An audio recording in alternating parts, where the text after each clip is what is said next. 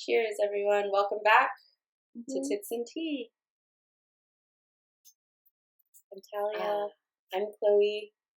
And this is episode 4. Oh, yeah. Look at us go. We're doing the thing. We're doing our thing. So as we've mentioned in our past episodes a little bit. In passing. Yeah. We have been wanting to include every few episodes or so a reaction video of some sort. And so we decided that this episode would be the first one. Yes. And it all started when we were watching the latest episode of Outlander. And there was a scene that got us just so excited. And we thought, you know what? This whole series has had just a number of impeccable scenes. Amazing intimacy scenes. Yeah. Top notch. Really. For a number of reasons. And yes, there's been some that are really difficult. Yes, there are some. There's a lot of sexual assault in Outlander because they like to just be back in the olden times, everybody got raped willy-nilly here and there, all around the square, and it's disturbing. Some of it is warranted. Some of them, I'm like, okay, that's plausible. A lot of it is just gratuitous, and we fucking get it. Yeah. It sucked to be a woman back then, so. But with that said, there's also a lot of beautiful intimacy shown, and through different points of their life and their character arcs, and some of them are focusing on healing from some of those traumas. Yep. Which you don't see often in media. It's also, I know it's a favorite for me. I'm assuming similarly for you. It's one of the few shows that's really mainstream where the lead female is completely in her own sexual power. Oh my God, Claire is... She's so confident in her sexuality. She owns it. She knows what she wants. Yeah, and she goes for it. She never shies away from it, even when people try to put her in her place. Yeah, as one would probably say. I mean, it feels like she's a fucking maverick. Yeah, and there's definitely a choice that was made. And I could be making this up. I should have looked this up beforehand, but I kind of... This may just be headcanon. Yeah, it may be headcanon. But I feel like in the writing of her, it was a deliberate choice to give her some of those sort of headstrong, quote-unquote, masculine, modern traits. Even though it's just the 40s. But also because she grew up with her uncle, who was an archaeologist, and she grew up with, a man's man who didn't know how to treat her. Yeah. Like a proper little girl, and so she never dealt with that shit. And also because she goes into the medical field, and I mean, she starts off as a nurse in World War II, but then she, throughout the seasons, spoiler alerts. She goes, that's not obvious going into this with us. So I'm gonna give you a freaking pause right now. Got 5 seconds to tune out if you have not watched everything and are completely caught up. Okay, so in later seasons, she goes back to the present time, her present time, and ends up becoming a surgeon in Boston. And I mean, I think she's the first female at Harvard Medical School. At Harvard, yeah. And I think it's one of those things that obviously there's more equality in the medical industry now, but it's still, I think, viewed very much as a man's profession, which obviously is changing, but, old habits die hard. And my mom actually recently told me at Texas Oncology, the breast cancer department, which is where the doctor they've been talking to for my dad, random casual dropping of that, guys, but he's good though. Yeah. Bravo for the win. Yes. But the entire team is female doctors, apparently, specializing in breast cancer. And I was like, that's amazing, especially in frickin' Texas. Like, it made me my brain is glitching out. So happy to hear that. Yeah. So like, happy. My mom was like, it's so cool. Like, she was just so wowed by it. And I am too. Like, I almost feel a little emotional about it. Like, yeah. I love that we have come that far. And I think it's really exciting to have a series that could so easily be purely fluff. Oh, absolutely. Because it is a romance. Like, it could so easily just be pure fluff. Yeah, and yet it's so not. Yeah, because a lot of people, when they handle a project that they know is going to be romance, people don't usually Hallmark take it. Movies come to mind. I was going to say, and people don't really take it very seriously. People will be like, oh, it's a romance, it's a rom-com, it's a chick flick, like, pass. Yeah. Well, like, even though everybody no loves... diss or shade on Hallmark.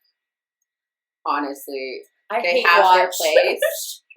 Chloe has a soft spot for Hallmark. Oh, but it's very much like when I need cotton candy for my brain. I know. But I've seen you on those days. Yeah. Like, when the world is too much and you just can't with reality. Yeah. Stuff like that has a place. Oh, absolutely. I love that Outlander doesn't shy away from those sort of challenging concepts, especially within, like, the historical context. Absolutely. And also juxtaposing these qualities that Claire has in what some would call the future, you could also say, like, present day. There's certain aspects to her as a character that make her feel like a very quote-unquote modern woman that they use intentionally. So when she goes back into the 18th century, it causes a lot of issues for her based off of what who she's become as a woman, and then the traditional traits and values of the time that they wanted women to adhere to. Basically everything that Claire ever does or ever will do, I'm yelling at the TV, being like, shut your freaking mouth. You're brilliant, but, like, she's a ball gag because people are gonna think you're a witch, and they try to kill her multiple times, and it's a miracle that she survived, and I'm sure it's not the last. And, like, honestly, it's all mostly thanks to the fact that she got very lucky with Jamie multiple times. Lucky, like, he was written for her, obviously, but Jamie, Alexander, Malcolm, Mackenzie is... I don't know if I can get through this episode. Peak. I'm gonna die. Because I just want to squeal, but I've got hot tea in my hand. Yeah. I mean, there's a lot that could be said that's delightful about him. He's just... he's wildly well educated. He has a lot of really strong women in his family, so it's easier for him to accept them. Yeah. He's sort of forward thinking and eternally curious as He's very forward thinking, but he's still very much a man of his own time, which causes them to butt heads a lot. And I think it's important to say that, like, a lot of people, when they start watching the show, they start kind of looking at Jamie and being like, oh, well, like, he's perfect. So, like, it's really, like, an unrealistic standard. But he has a lot of flaws. I mean, he's extremely proud. He's stubborn. He's headstrong. Absolutely. Which is why him and Claire are kind of perfect for each other. But they're also, like, they also butt heads a lot because of it. Yes. There's even a scene that is in the aftermath of that made our list. Because sometimes they can make the sex is the best sex. I said it. Yep. I said it. Not much. But it's you nice know what? when it happens. I haven't either. Only twice. And, they were notable. Very notable. Delightful. Yeah. So, I feel like that's enough preamble. Absolutely. So this is going to be a little bit different format, obviously, than our usual videos. We wanted to give you a little bit of an interview. No. A little bit of an introduction. Sorry, there are words, and then there are words. And, when you're still recovering from dairy poisoning, she like I am. herself again. It happens regularly. Chloe is special. Like, I'm generally pretty good about it. This time, honestly, there was butter in the green beans at the barbecue. Yeah. And and it was in Texas. So when we asked questions, there was a very casual response, and I was the one who decided to risk it. And my lip and the rest of me thoroughly regret it, but it is what it is. It was delicious in the moment. Hell yeah. We should start an But yes, we wanted to give you guys a nice little introduction. Mm-hmm. So you know what the heck we're doing. A little intro spiel, but now we're gonna go into it, watching the scenes and reacting live to them. And we might pause and talk, or we probably will wait till after the scene. Yeah, like watch the scene. We'll see what happens. And then we're gonna see what future Chloe comes up with in editing. It's gonna be great. It's gonna be fun.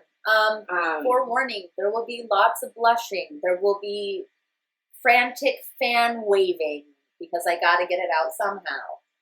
Awkward giggles, weird faces. I might cry. Yeah, there's a few that might make me cry as well. We're gonna see. It's gonna be a really good time. Let's do this thing. Let's start with the first one. Yes.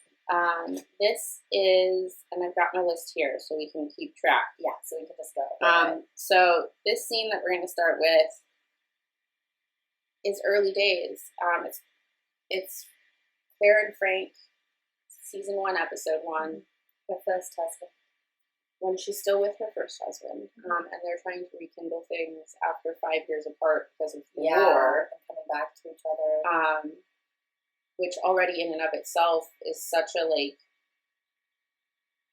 think, poignant thing to even touch on, and it sets up the rest of the story that it's believable, it plays out the way it does. Oh, absolutely, and I think it's important to really show that there's a loving relationship between Claire and Frank for you to understand what happens in the later seasons, and and her pain about a lot of it, and her guilt, and I think that.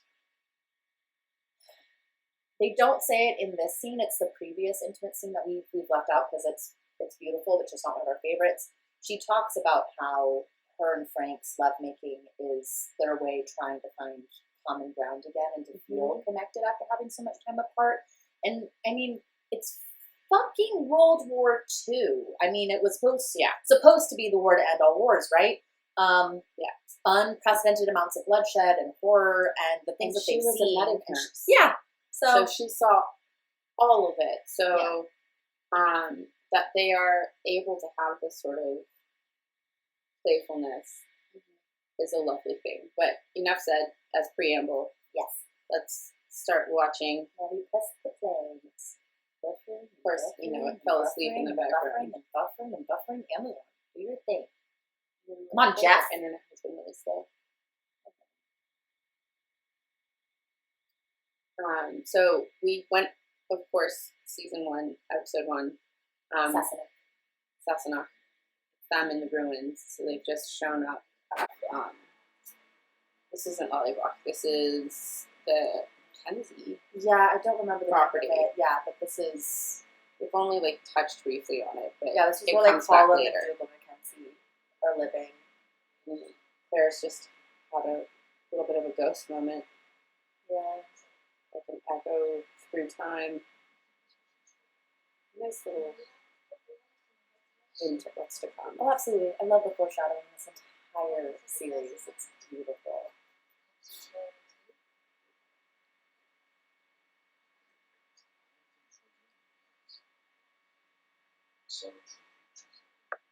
He's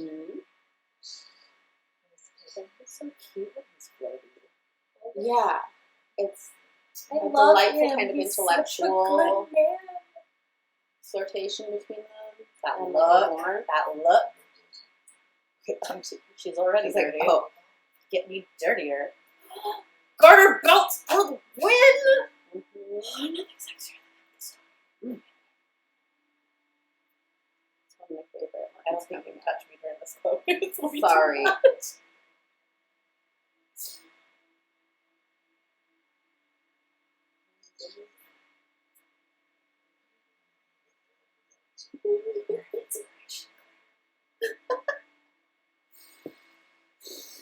Oh, that is a power move. Mm-hmm. Oh. This Frank is fine. He's gonna find good man, like, gets on his knees and in has the dirt. himself a snack in the dusty ruins with his hot wife. Like, absolute fantasy It's material. short. It's sweet. But damn, it does is it get effective. It is so effective. The chemistry between the actors is impeccable. The casting in this is perfect. Like, I don't think that there's been a single couple that's been on it that hasn't had it off the charts. Yeah, chemistry. and like Katrina Balfe is ridiculously beautiful. Yeah. I always forget that, but like, I don't know if it was Victoria's Secret, but she was a model. She walked the Victoria's Secret runway a couple of times. Did she? Yeah. She wasn't like one of their main angels, but she definitely did that. But yeah, she modeled a lot and gorgeous. But also brilliant actress. Oh yeah. Freaking Tobias Menzies. This man, his voice. Him as Frank, just melts my heart. He's so lovely. He's an amazing actor because he can play both Frank and Jack Randall. Which, yes. And you love him as Frank, and you loathe him and want to, like, strangle him with his own intestines as Jack Randall. Graphic but accurate. Yes. It's true. Like, and it's he's an absolute human. He's a monster. He's not even human anymore, as far as I'm concerned. He's, like, lost that part of his humanity. Anyways. And to have the range to do both. So well. Perfectly. The same actors across from you in multiple scenes. Impeccable. Yeah. But yeah, this scene is just lovely. And also, like, I don't know that there were many shows prior to this that I remember them showing, like, someone going down on his wife like that. No, I can't name one. I know of 2 shows that have done it. It was this one first, and then Bridgerton season 1. Yeah. In the library. We'll do a Bridgerton one eventually. Just very impactful. Oh, really absolutely. Loved it. And they managed to do it in a way that feels really tasteful, at least to me. Like, it's not too much is shown. It's good angles. And I think like, it's important to... It's loving. Yeah, and I think it's important to show that Frank is an extremely strong man. I wouldn't say there's anything about him that is weak. And I think that's something that, people are like, Sims fell down on their girls, or it's weak. Like, I didn't even know that was something that men thought until recently. And I think it's important to show that desiring your wife and wanting and craving, like, not only just to give her pleasure, but because you want to, is fucking important. And, that's all I have to say about that, really. That's scene 1. It's lovely. Scene 1! I'm going to pause so we can cue up scene 2. Yes. Okay, so, the second scene that we have is... from season 1, episode 7, The Wedding. Yeah. And, obviously it's their first time. It's Jamie and Claire, like, made to get married for safety. For safety. Basically, the reasons why everyone got married, really, before romance became involved centuries later. Yeah. But they do the deed. You end up finding out that Jamie is a virgin. I mean, it was quite normal back then, especially if you were raised Catholic. We actually discussed that, I think, before the wedding. Yeah, even. they And do. He's like, I know you're a widow, so like, obviously you had experience. It's when she finds out that they're going to get married, and she's like, do you mind? And she asks him, do you mind that I'm not a virgin? Because she's been married before. Mm-hmm. And he says, no, just as long as you don't mind that I am. And I know a lot of people would normally, like, in culture then as well as now, it's kind of frowned upon for men to wait too long, for anyone to really wait too long to have sex. Mm-hmm. But considering that this is 18th century Scotland, and the Catholic Church is very much a thing, and premarital sex is sends you straight to the no-no zone. He's very devout. Mm-hmm. It makes sense that he would have waited, and also because of who he is as far as clan politics go. Yeah. I think like, he has to like, stay his hidden. uncle and his cousins. He's and on the all run. started, but yeah, he's on the run constantly. It would make sense that he hasn't ever had a sexual experience. Like, obviously, he's kissed and done other things, but like actually having sex is not something that he's done. So the wedding night, they have a very quick first time, which is completely normal. Especially it being his very first time. Yeah, even if it's just like your first time with a certain partner, that's totally normal. He doesn't really know what he's doing. And he has 18th century notions about lie back and sex and like how a woman's probably going to feel about it. Yeah, which we'll be going into, which is a great segue here into, I think, the start of the scene. Yeah, so they're laying in bed. He's just climaxed. Yeah, and they're having some pillow talk afterwards. Yeah, because they're still getting to know each other. And really, though, honestly, I think the pillow talk and everything is a big part of what makes the follow-up sex and sex scene hit so well. So hard. Let's go for it. Do the thing.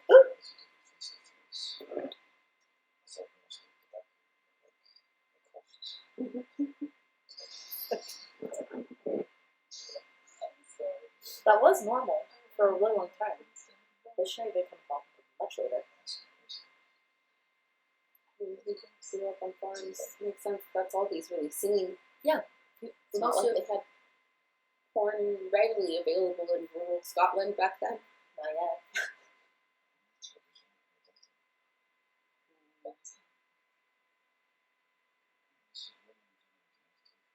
Eh.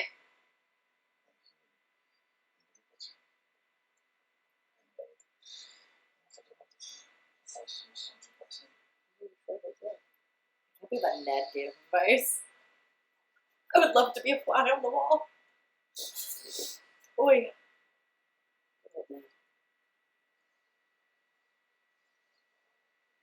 That's not sound straight though.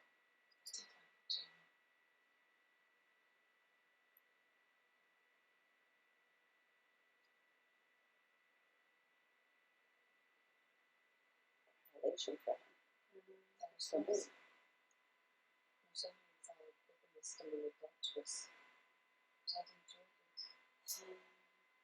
Just the complex emotions. Yeah. You cannot go down like that. You're naked, essentially.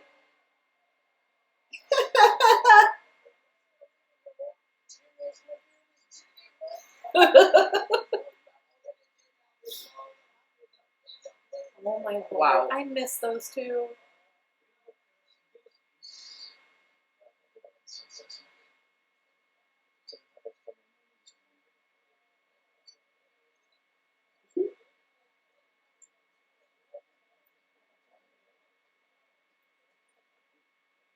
Again, this is such a lovely moment, though, of like, one, having fun at Jana's expense, but also like showing the vulnerability of her complex feelings. Yeah. Because, it's been a few weeks now, but like, and her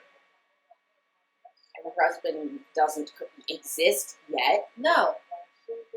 Her husband's ancestor exists. Yeah. Not him. Not even close. And so, in that sense, like, yeah, she totally can get married, and she has to. Yes. But you can't just turn emotions off. She was grown up.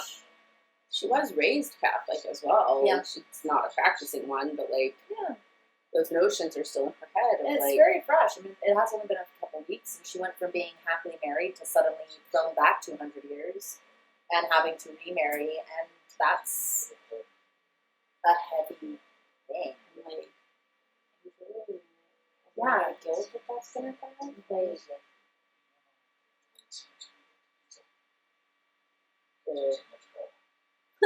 that's fair.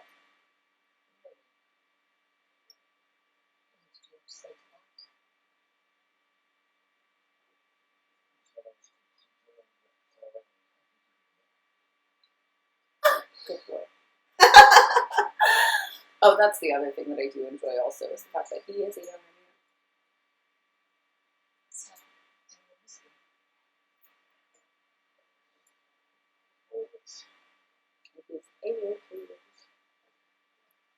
He's a man that truly respects and loves women, and you can fucking tell. Yeah. In all of his interactions, but especially in his marriage with her. Yeah. And, like, sometimes it shows in old-fashioned, problematic ways, but he's always willing to hear her. Oh, yeah, he always hears her out, and they have to have a lot of hard discussions, and I think it's important to see a very realistic couple where they're not being petty like some other fantasy historical couples that I've really brought to mind, but, like, they have really triggering conversations, and sometimes, they get angry at each other, and they walk away, but they come back together, and they actually have talks about it and come to terms. And this is really, I think, the establishment of that in their... Of that dynamic? Relationship dynamic. Oh, absolutely. And it's so beautiful. That, like, before they even get married, they have that very honest conversation of, like, I'm obviously not a virgin. Like, do you mind? And, like, his response, obviously, but, like, also here, like, being able to have talks about, like, I did enjoy it. Like, maybe it wasn't as amazing for me as it was for you, but, like, being able to, like, that's not just something supposedly and honestly have those conversations and then teach each other. Because I think that's something that is so often missed in sex education conversations, in, like, the sort of advice we get from friends, and, well-meaning, like, acquaintances, like, it's... Like, you should somehow just know what to do. Yeah, like, there's this misconception that people are just going to always be fireworks amazing right out the gate, and if they aren't, that it's a lost cause. No. And it gets better. It's so refreshing to see it happen. To see it happen on screen. Of, like, first time, not great. Like, they enjoy it. What just happened?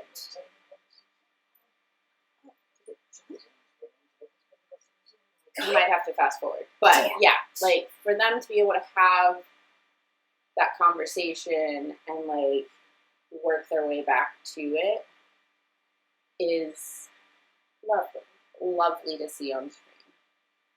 For sure. It's flashbacks to the wedding. Oh, that's why. Sorry, we haven't watched the first season in a while. It's a complicated scene. There's a lot of stop and start. So it's like the whole thing is in little flashback bits. You get to hear this is where they get the wedding dress from the whorehouse. The wedding dress from the whorehouse, which is freaking delightful. Okay. The wedding is gorgeous. The dress is... and so all of this is done in flashbacks. This is first time. No. So that... This is part 2. This is part 2, yeah. This is where it really gets going. This is where they really get to... Okay. Because, you know, the first time they're both still mostly clothed. It's very quick. It's very, like, conservative. They're nervous, and it's like you have to consummate the marriage. Yeah. Because until you do, the marriage is not valid and could be annulled, and then she's back in danger. So, put it in, had to happen. Take it out. You're good. But after sharing with each other their recollections. Yeah, like sitting down and having wine and, like, talking. And the wedding and what it was like for each of them. Like, what a beautiful sort of foreplay. Really, and I think it's a wonderful way to show that sex or sexual desire doesn't always stem from, like, how we see it a lot of times in movies, like, I see you, or, like, even in real life, like I see you, you're hot, I'm hot, let's fuck. Like, that's great and all. Like, that can definitely be fun. I've done it. If that works for you. But it's also... No shade if it doesn't. Yeah, but it's also one of those things, like, those interactions are never the best. They're never the ones that stand out in your mind. They're not the ones that, like, when you're alone at night that you think about. Yeah. Those moments come from real connection and getting to know people on a mental and emotional level that just makes everything so much more potent and sweeter. Yeah, it's the vulnerability of it. Those are the earth-shaking moments that, like, I will be thinking about till the day I die. So. Okay, so they've just recapped the whole wedding. They've had the conversations. And they're ready to go for round 2. Ready to go for round 2, yeah. her little chemise. Very skimpy chemise. But, you know. Yeah, it's a very short chemise. Then again, with the long skirts, it doesn't really have to be that long, but still.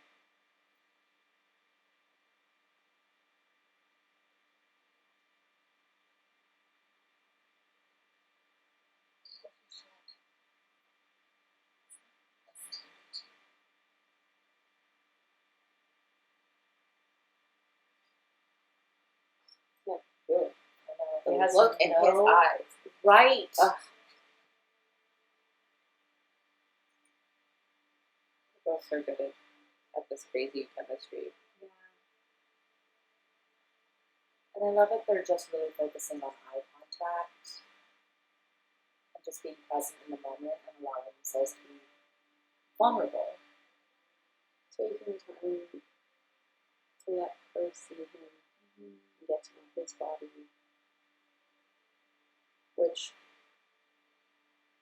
almost assuredly is freaking revolutionary for that time period, especially for like average couples, like average couple. Most people, yeah, I mean, society, especially in a Catholic community where like really mostly the marital bed is for making babies. Yeah, it's not really supposed to be, doesn't need to be enjoyed.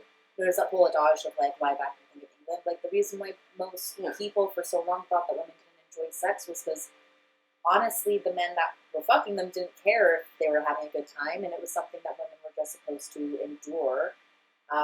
No foreplay. It's like, hey, you're ovulating, I'm drunk or horny, lay down, and I'm going to take you as hard or however I want, and it doesn't matter what you want. You don't have a say. And I like that in this, he's never once done that to Claire. It's always been, really taking her feelings, her wants, her desires into consideration, and that's something you need. Damn.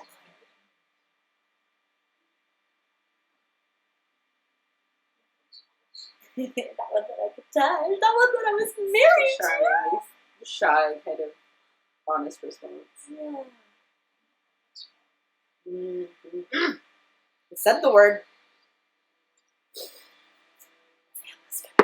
Mm-hmm. Oh my god!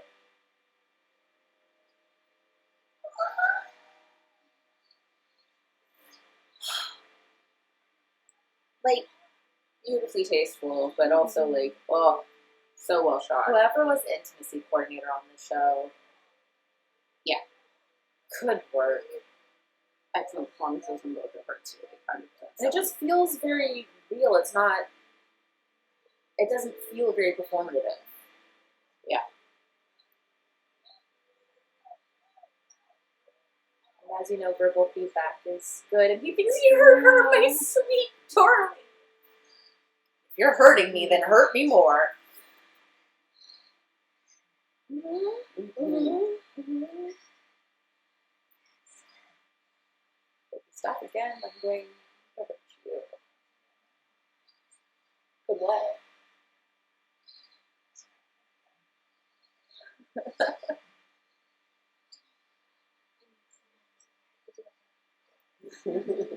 Stroke his ego there. I mean, sometimes you gotta. You gotta build them up. That's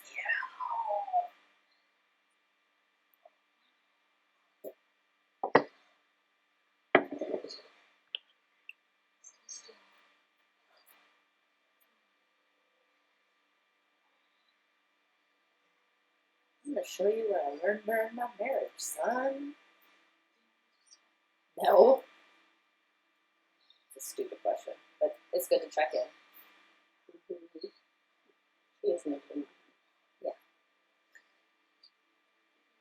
which is its own love language. It's a deal. Yeah. It's been a love fight.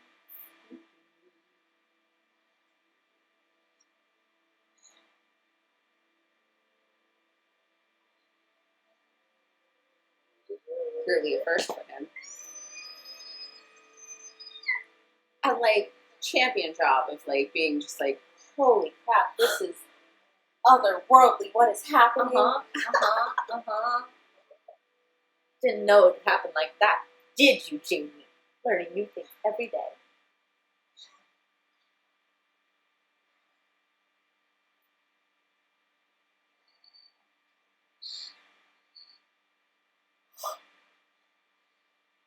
Switches to good. Got goosebumps all over my body.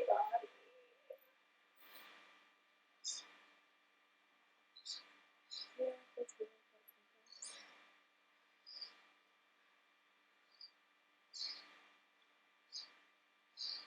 I think that's it. Yeah. Like, I think there's more lovemaking in I this, think but that's there is, really but the scene. That's Yeah. we're gonna end it there. Yeah. Wait, just the look. Oh, and he drifts off. Yeah. As one does. Especially Okay. after that kind of world rocking. Seriously. Okay. Whole new world. On to the next. Bad. So Both good. got our fans because we need it. Yes. Some of them will release.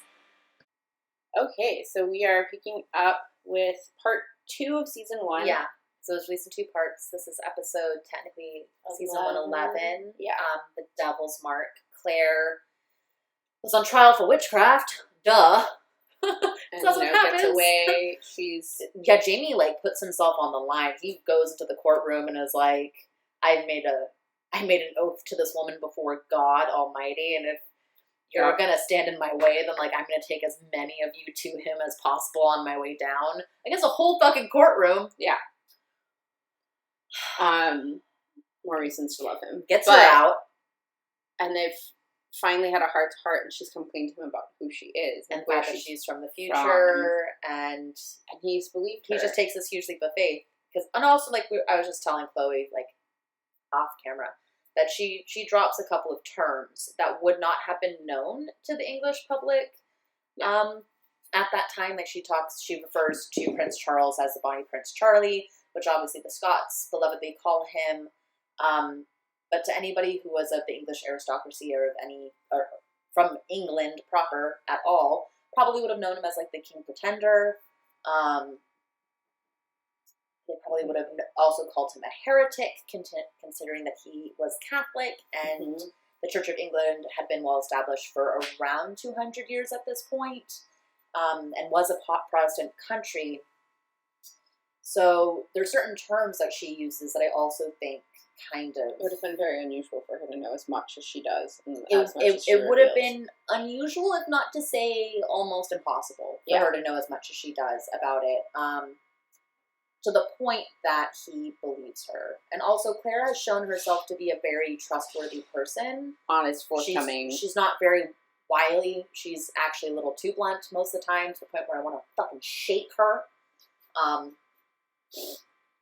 So they've done that. They're on the road, heading, I think back to Lollyrock at this point. Because they can't stay in Mackenzie's property anymore. Not anymore, no. Especially since fucking Leary brought some charges. Yeah. Bitch. Anyways. And so after their heart-to-heart and him believing her and then, like, traveling, it's them that night on the road. Yeah, things happen at night sometimes. Tender as always. Working together. Like campfire. Yeah, and he's also just kind of, like, soothing her, checking he in, almost making sure lost that her. she's okay, convincing himself that she's still there and is alive. And he was so worried about her. Yeah, because she's sleeping, and he's just, like, looking at her and giving her little touches and kisses.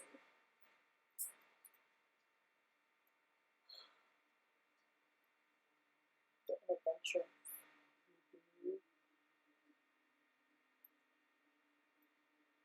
The slow drag of fingers, the slow pan up the body. Good choices. Excellent directorial choices. Lovely way to wake a lady up. Wonderful way. And also, way to show a lot of warm-up in the show. There's not a lot of scenes where it just jumps straight into, like, I'm inside of you now. There are some, because that does happen sometimes, but a lot of times, you need some warm-up. And they do it in this, and it makes me so happy.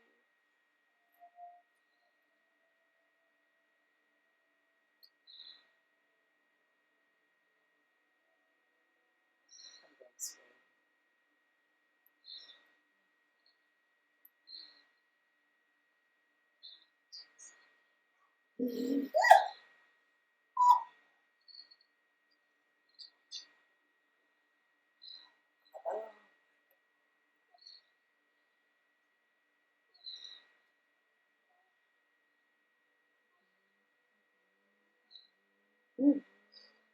yours, girl.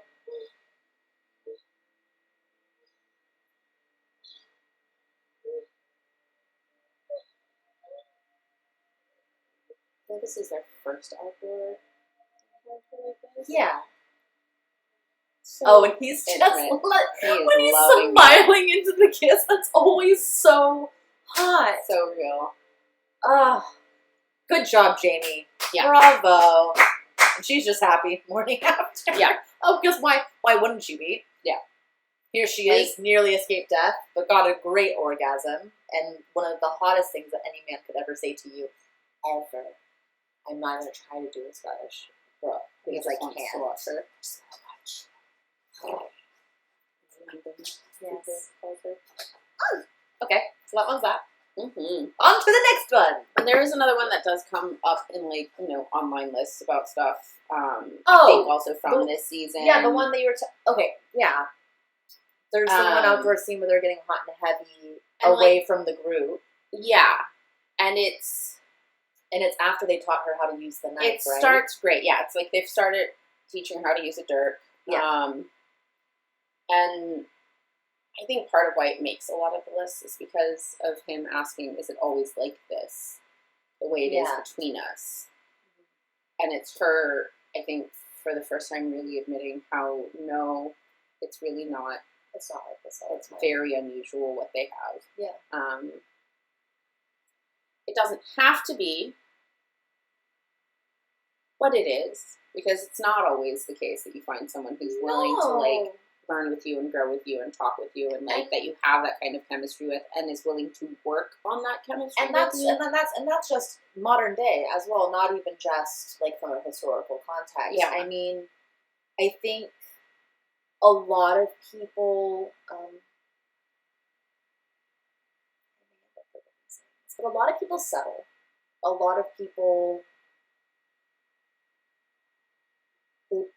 obviously no one's going to be completely perfect for each other, but I think that a lot of people, to develop this kind of relationship, you have to have a lot of really hard conversations, and if you don't have to completely agree, but you need to at least have a respect and understanding of each other's opinions. Mm-hmm. And I think a lot of people just settle for not having that because they're too afraid of what they see as confrontation or the uncomfortableness of those conversations. I think it ties back into sort of the shame thing that we've talked about in our sex ed episodes. Yeah. There's a lot of value wrapped up in our sense of sexual identity and in our value as a sexual partner to our partner. Yes. And if we aren't doing a good job, then that isn't something that is often seen as just something to be worked on. It's where we get into that. Crushing. And it can. It's where we get into that difference of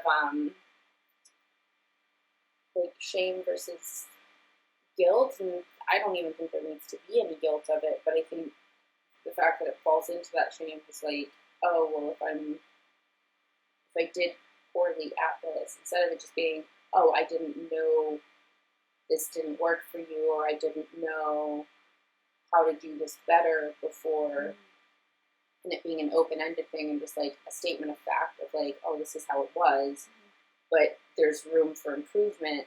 It becomes instead a shame thing of like, oh no, I'm a failure at this, and that means that I'll never be good at it, or that we aren't meant to be, or that it's like we can get so easily wrapped up in that. Like it feels like a value judgment on us even. Oh, absolutely. And I mean, just personally, like I had a past lover where something happened in the bedroom and he made a joke to me about the way that I sounded, and I completely shut down.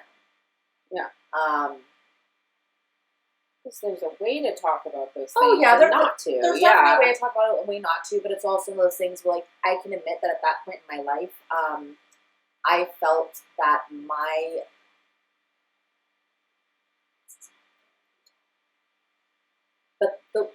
I got a lot of my validation of, like, how much my partner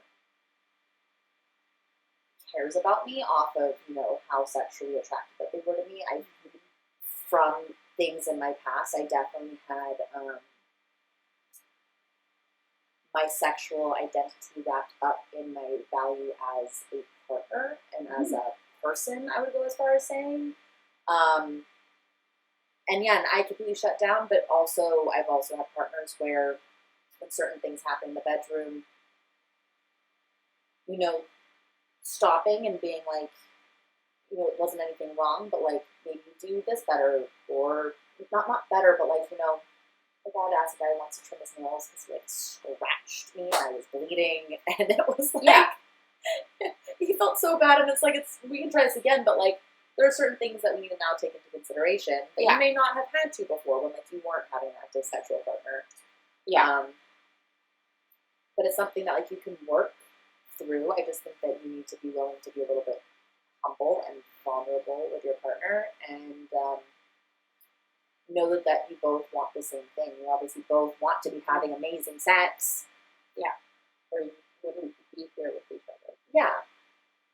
Or there with each other. You know what we mean. You know what we mean. Yeah. So that was that scene. Now we shall go to the next one. So this scene is from the episode The Reckoning, which is episode season 1. Yeah. Season 1. Claire has gotten herself into a pickle. She, like, publicly disobeys Jamie's orders. And this is one of those things that, to a modern audience, so essentially what happens is she doesn't do as she was told because she rebels. It puts his life, her life, and the lives of their comrades at risk. And it's really through a lot of luck that all of them end up being okay. And at that point in time, it's something that I think was, if I remember this episode correctly, was kind of recommended to him from, like, all of the other men. All the other men being like, you need to discipline her. Yeah. Because, like, a wife should obey her husband. And at this point in time, it is extremely common for wives to receive spankings or beatings, quite frankly, to keep their wife docile, in servitude, and obedient. Mm-hmm. Claire, in this case, I guess we could say, lucky that he spanks her. Mm-hmm. As a form of punishment. It's humiliating for her. She's furious. She's furious. Makes him sleep on the floor.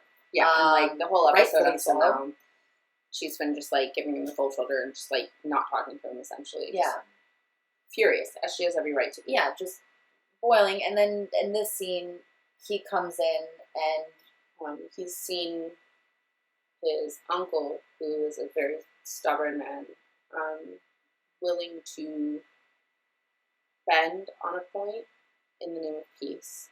Mm-hmm. And it inspires him to realize that maybe there's a way for he and Claire to find peace in their relationship. Yeah. If he's willing to adjust some of his worldviews. Yeah, and he makes the way that you would pledge yourself to a laird is the way that he pledges himself to Claire. Yeah. By, you know, swearing on his sword. And saying that, should I ever go against this? Should I fall against this sword and pierce my heart? If I should ever raise my hand against you again, yeah. Which is huge. And him saying even that, he's like, you know, the way that I treated you is how, you know, my father would have treated my mother, my grandfather would have treated my grandmother, and so on and so forth. But for us, it needs to be a different way. Yeah, for this relationship to work, and for not just because obviously you would still be married, but then you're Catholic, you can't get a divorce.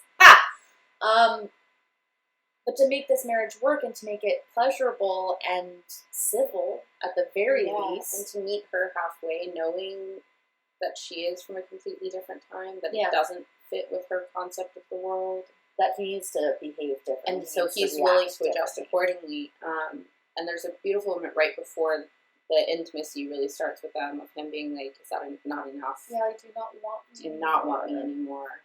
Do you want us to live apart?" Yeah, because he's so willing to do whatever it takes. Would often live apart. Yeah. You got married, you pumped a couple of kids out, you had an heir, you had a couple backups, and then it was very common. Separate rooms, very common for the husband to live in the city or wherever he wanted, either with a mistress or alone, and for his wife to live in the countryside with the children, where they would literally not see each other for years. They could sometimes go 10, 12 years without seeing each other. Marriage, depending on the marriage, and then they could die. People die. The life expectancy was so short. You died somewhere in obscurity in the countryside. And Claire's just admitted that while part of her, the modern part of her is I feel like I should want that because of what happened. Mm-hmm. The majority of her sees his sincerity. The sincerity of his regret, his determination to do better, and the loving care that's there for her. And I think that's what steers her into admitting that no, she does want to try and make this work. Yeah, and she's willing to try. They can let you water under the bridge. Yeah, and so that's sort of where this scene starts. Play.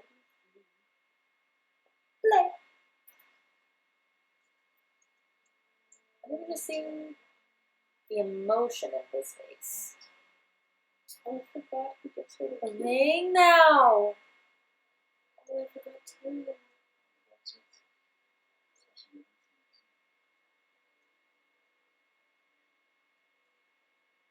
It's the first time he tells him.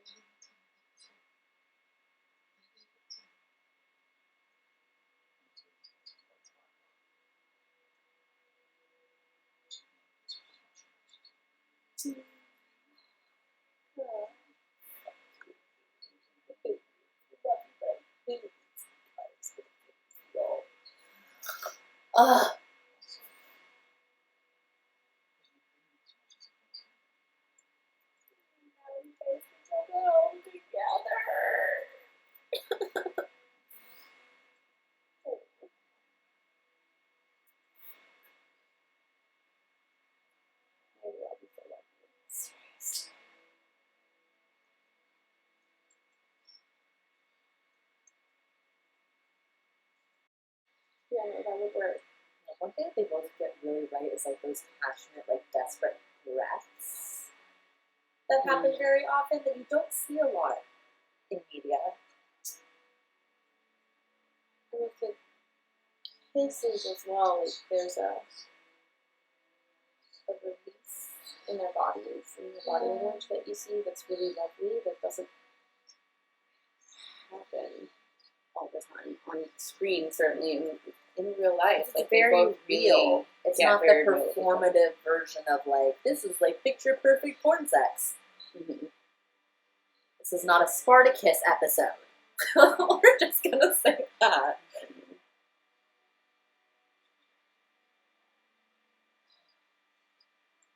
I like that they explore different surfaces and positions.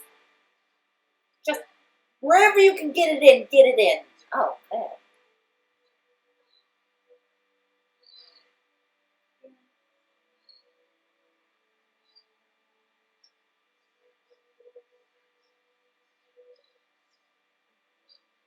Oh, Claire. Getting a little progression out. Oh, I forgot about this.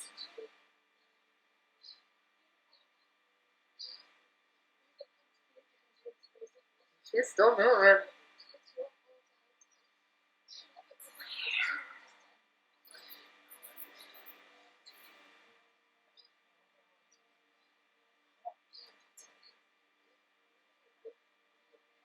He's held a knife against himself tonight. She has held a knife against him tonight. Oh God, this might be one of my favorite positions in the entire world.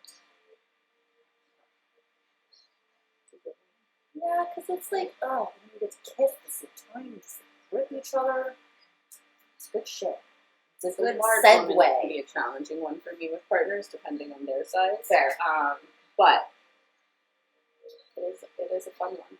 I just feel like it's a good segue, even if you're there for like a couple of seconds, to like roll into another position, like they just did. Yeah.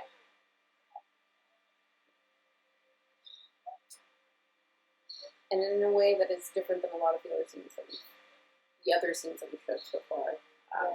This one is one of the times when like you really see when the emotions have been so tight and fraught between you, the sort of almost pained desperation that can come with it. That's not channel that energy. A negative. Yeah, that it's an alchemical process almost. And it's not one that you see a lot in media, and it is part of why they do this so well. They do, and I will say one thing about when they do it. Shut the fuck up, Jeremy. Yes, you're mine too, bitch. I'm gonna pause that, or they're gonna keep distracting me. But one of the things I really enjoy about this show, because I feel like, and I know that it's not the same for everyone all the time, but I feel like, you know, I think one of like the smuttier shows that people are watching right now, even though it's not really that smutty at all, is Bridgerton. And where their sex scenes are very much like, we're in, it's passionate, you come, you're done.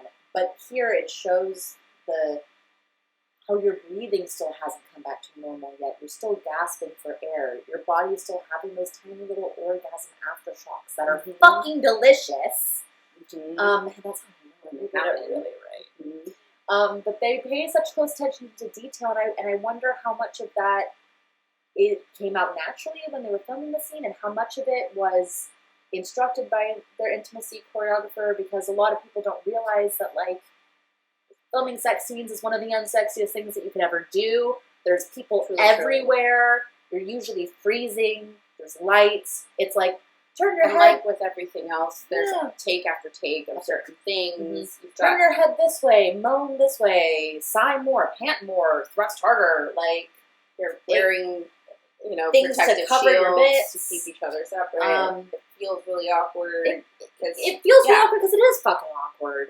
But they're making it feel so passionate and alive and believable. But yeah, between their performances, between the directing choices that are made and the editing choices that are made, they really capture magic in this show. The magic of what sex can be. Yeah. You're really connected with your partner. Yeah. And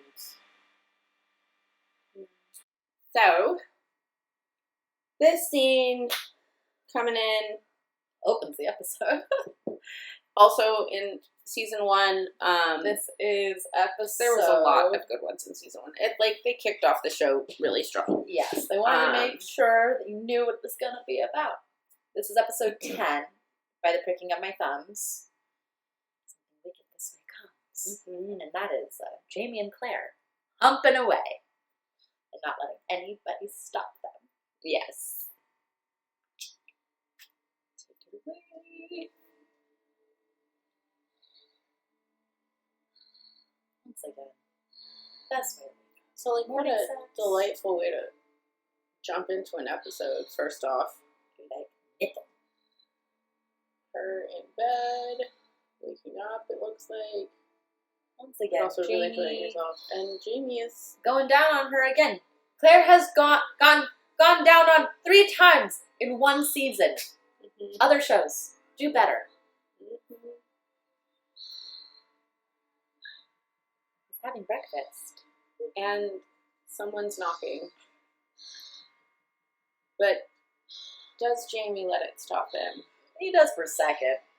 But he's like, fuck them. He need a do not disturb sign.